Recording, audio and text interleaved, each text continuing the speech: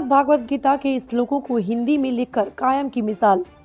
बलिया अपनी असीम मेधा व समर्पण की भावना से शराय भारतीय रचना निवासी रामकृष्ण राम मौर्य ने कठिन परिस्थितियों में भी धैर्य नहीं खोया और लगभग 15 वर्ष के अथक प्रयास के बाद हिंदू धर्म की पावन पुस्तक श्रीमद् भागवत गीता में वर्णित संस्कृत के श्लोकों को हिंदी में रूपांतरित कर साहित्य जगत में एक नया कीर्तिमान स्थापित किया।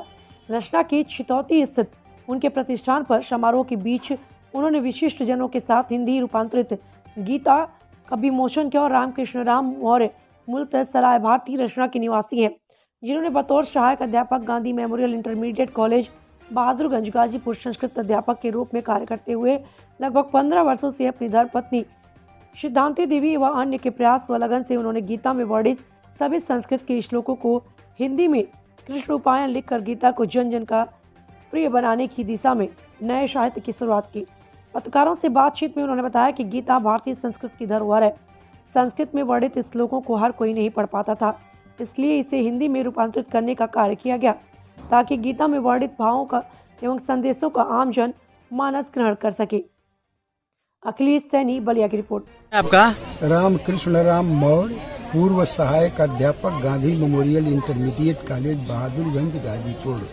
आज ये गीता का किताब का विमोचन किए हैं, क्या है इसका उद्देश्य? क्या है इसका उद्देश्य? है सामाजिक सद्भाव बनाया जाए, समाज में छुआछूत की भावना न हो।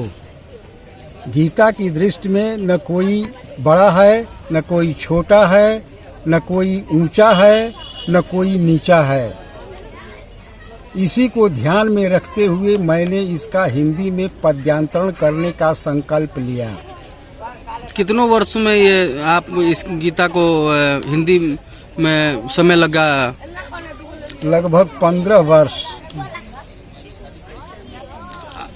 इस कार्य में आपको सबसे बड़ा सहयोग किसने प्रदान किया?